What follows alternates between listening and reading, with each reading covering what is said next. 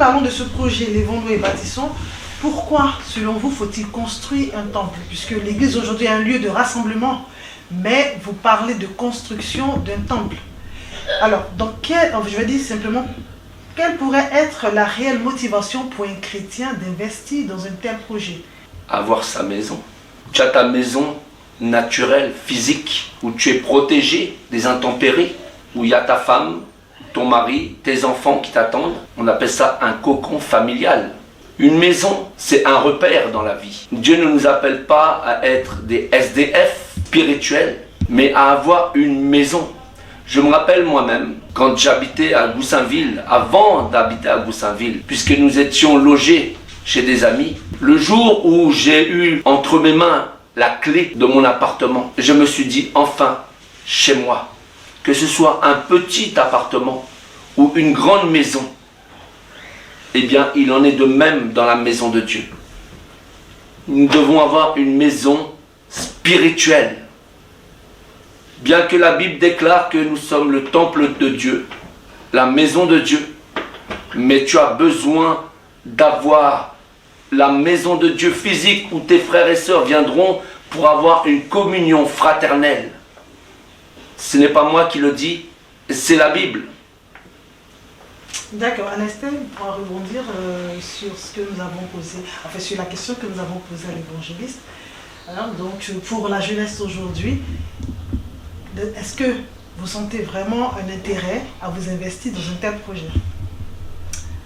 Oui, tout à fait. Alors déjà au-delà même de la jeunesse, moi je pense que investir dans un tel projet est une opportunité. Pourquoi je dis cela? Vous avez l'exemple de David. David était un homme que Dieu qualifiait de l'homme selon son cœur. Donc c'était l'homme selon le cœur de Dieu.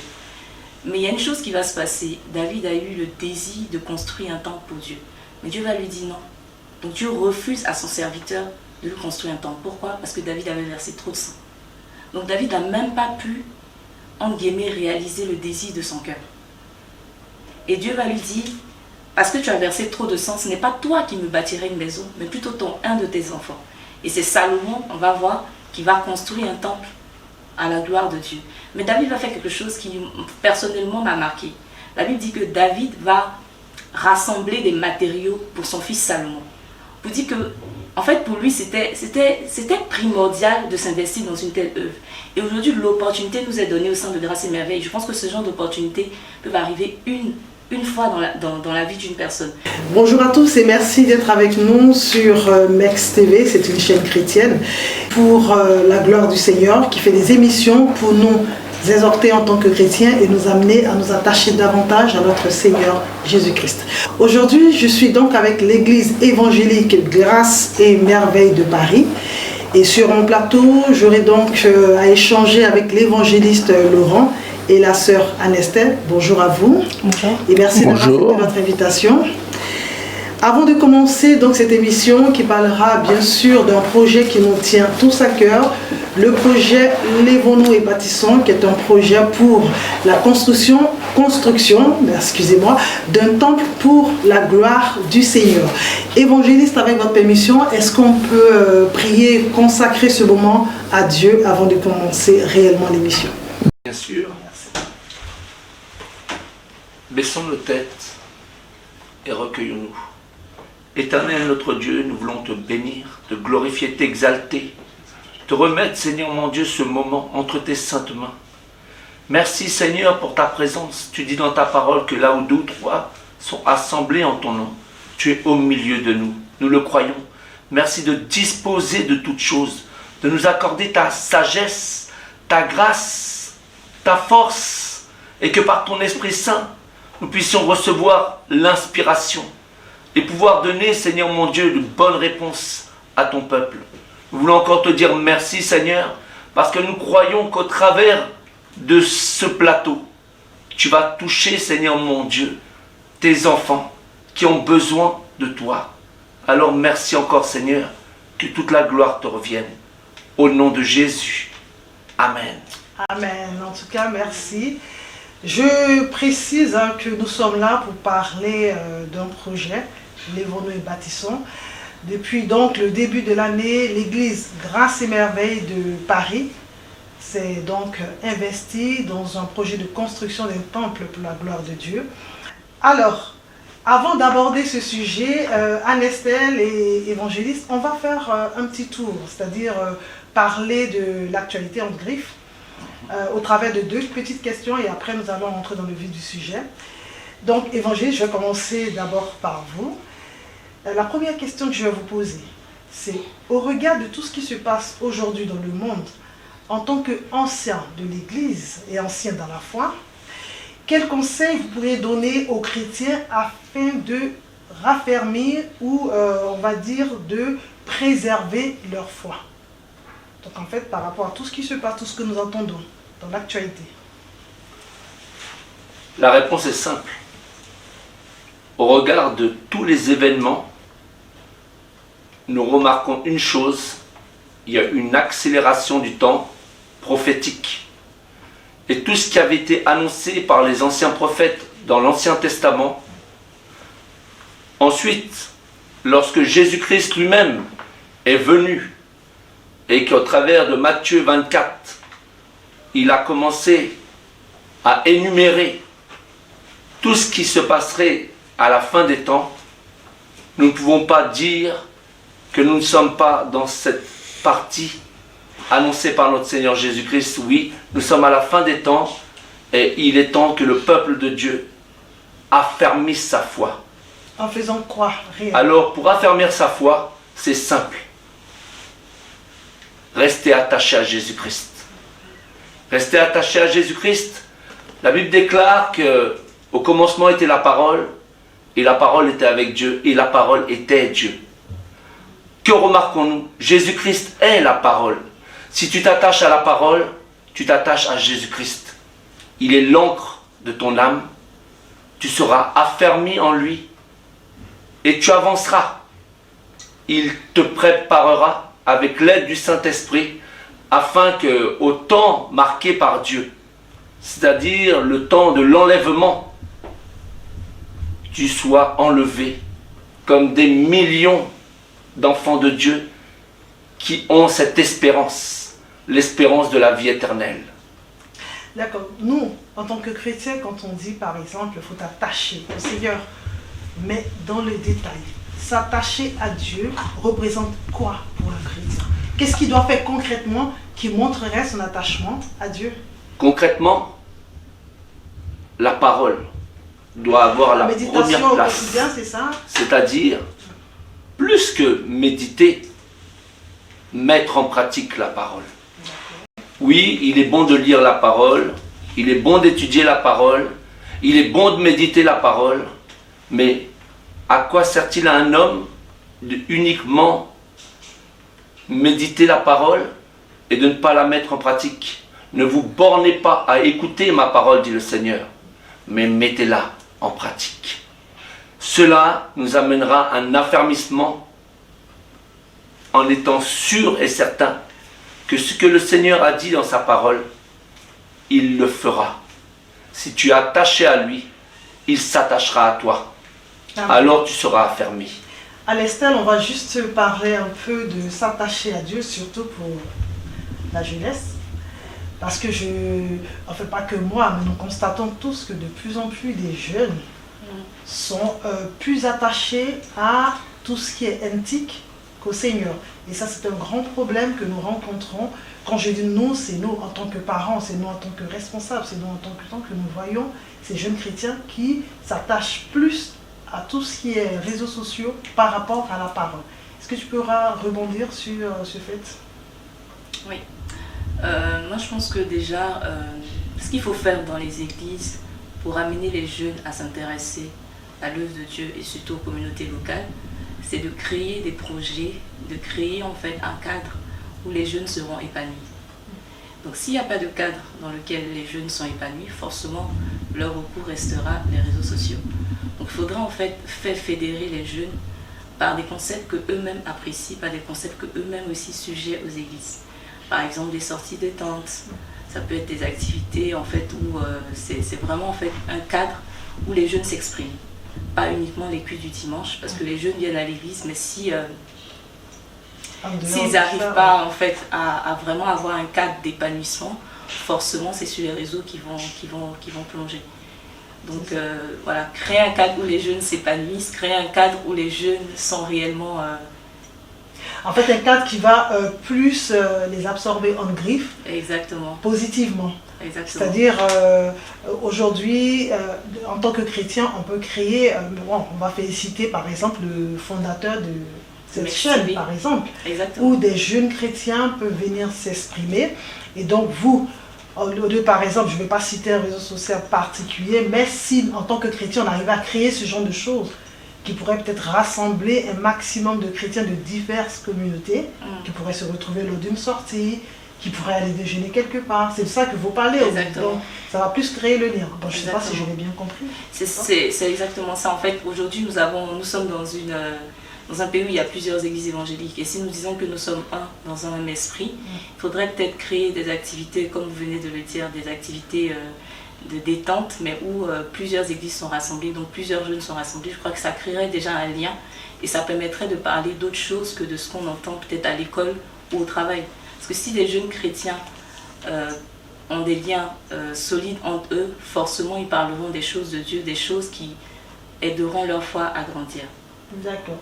Donc c'est vraiment ça, c'est vraiment aider les jeunes à trouver, entre guillemets, leur confort au sein de l'Église.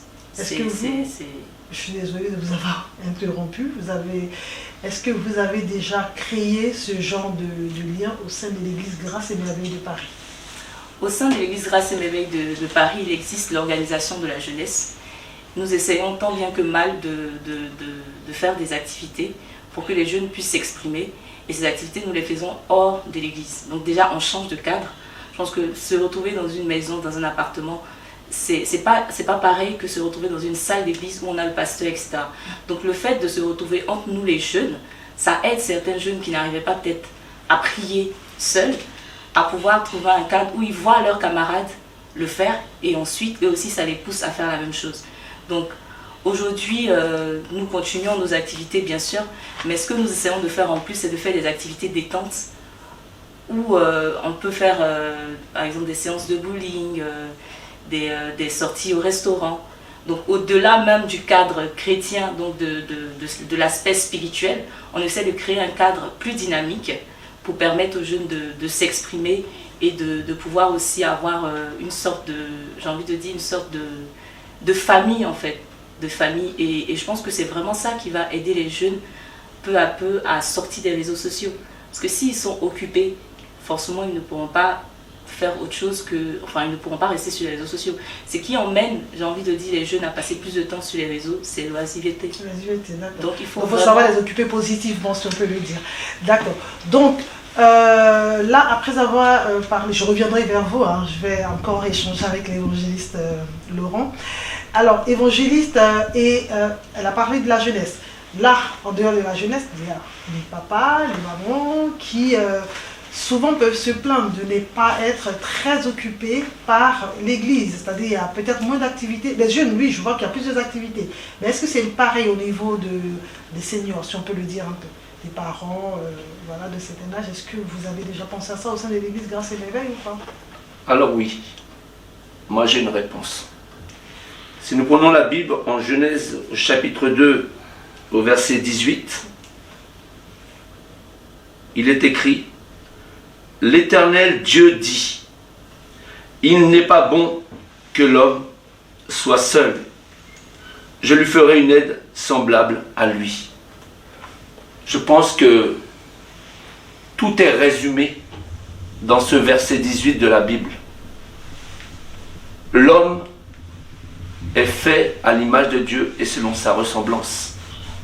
Et l'homme n'est pas fait pour vivre seul. La solitude n'est pas de Dieu. Qu'est-ce qui me fait dire ça? Que nous voyons dans la Bible la Sainte Trinité, le Père, le Fils et le Saint-Esprit, pourtant qui ne forment qu'un. Mais ce sont trois personnes distinctes et ensemble, pas désunis, mais ensemble, ils ont tout créé. Alors je dis qu'aujourd'hui, il est essentiel que le peuple de Dieu, quel que soit l'âge, revienne à l'unité. Parce que c'est cette unité qui nous amènera dans la victoire. C'est cette unité qui nous amènera à comprendre le plan initial de Dieu, c'est-à-dire, il n'est pas bon que l'homme soit seul. Parce que vous pensez que l'Église aujourd'hui n'est pas très unie? C'est votre constat ou... Je constate une chose. Il y a beaucoup d'hypocrisie. Malheureusement. Je parle en globalité dans le corps de Christ. Le problème, c'est que lorsque nous parlons d'unité, est-ce que nous parlons uniquement d'unité physique ou d'unité spirituelle? Quelle a été la différence qui a été marquante au moment des actes des apôtres?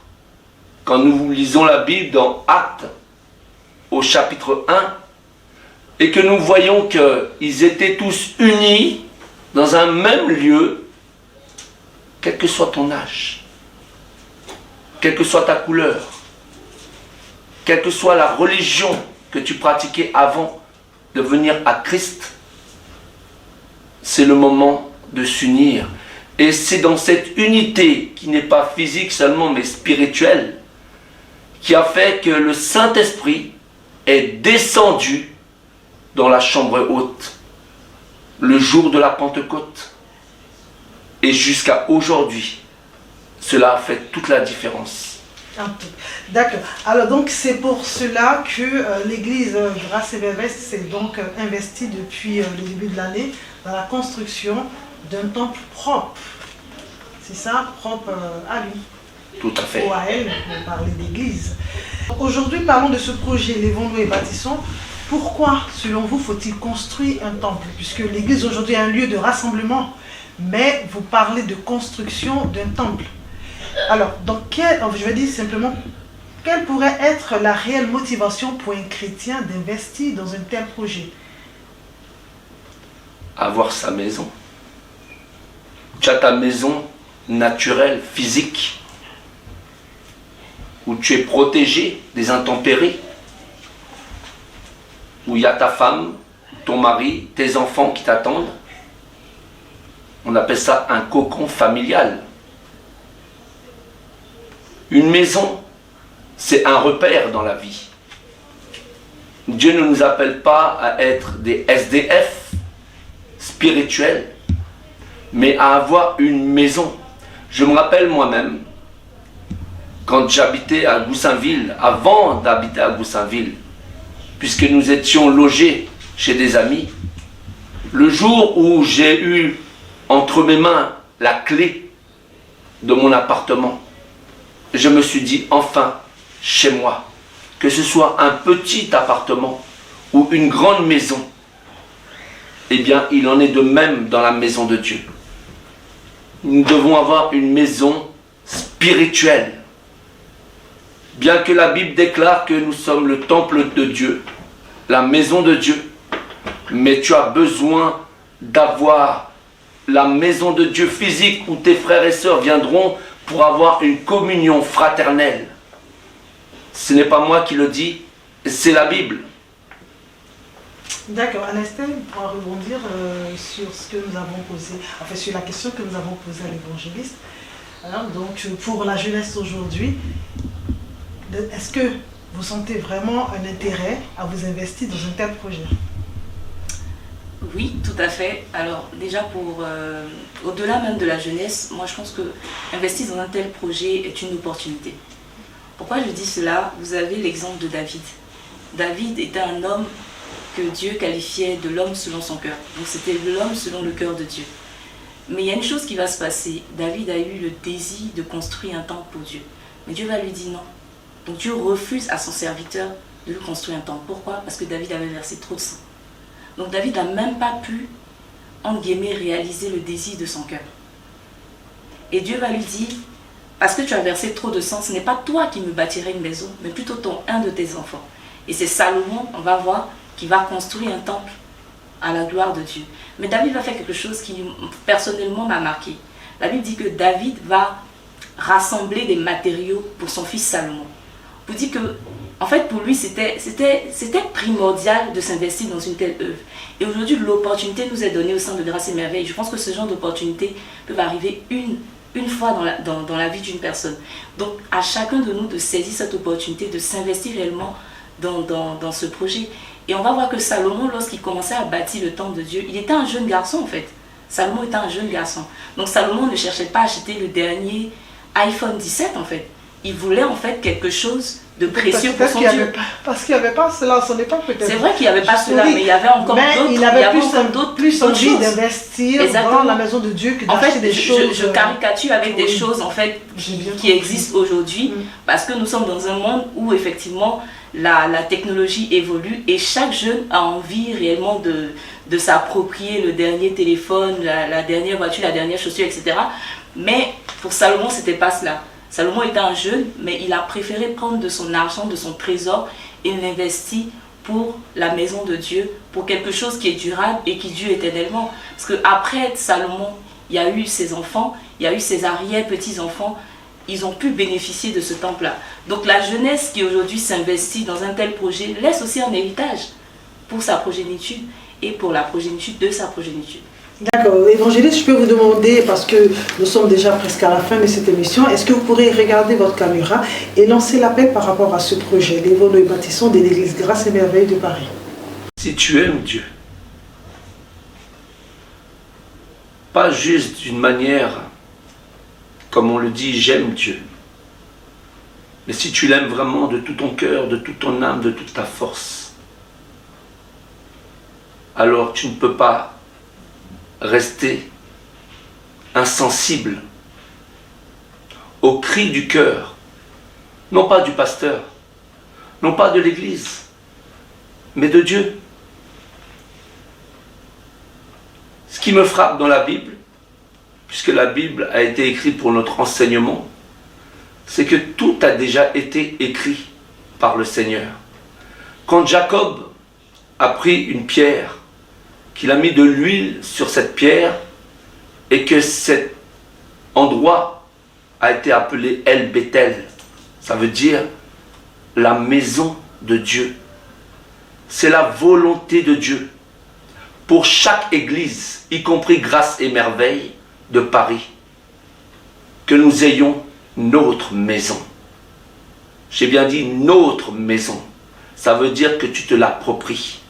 Et pour t'approprier quelque chose, il faut que toi-même tu t'investisses et que tu investisses et que tu donnes ce que tu ne peux même pas d'une manière sacrificielle. Alors nous pourrons réellement dire par ton action que tu aimes Dieu. Voilà. Anesther, je vais prendre aussi ton mot de fin par rapport à ce thème et ton message pour la jeunesse. Je dis la jeunesse parce que même si, ou les chrétiens de façon générale par rapport à ce projet. Alors je vais reprendre l'exemple de David, comme je le disais tantôt, c'est une opportunité, donc j'invite tous mes frères chrétiens, que vous soyez de l'église Grâce et Merveille, que vous ayez fréquenté l'église Grâce et Merveille, ou que vous ne connaissiez pas l'église Grâce et Merveille, mais vous entendez parler de ce projet par le canal que nous sommes, je vous invite vraiment à prendre de ce que vous avez et d'investir. Vous savez, le meilleur investissement qui puisse exister sur la terre, c'est celui dans la maison de Dieu. Parce que cet investissement, il est durable et il est pour l'éternité. Il est pour l'éternité, donc j'invite vraiment mes frères et sœurs qui m'écoutent à apporter leur pierre à l'édifice, afin qu'ensemble nous puissions bâtir ce beau temps que nous souhaitons. Voilà, en tout cas, merci à vous, merci évangéliste, merci à la sœur Anesther.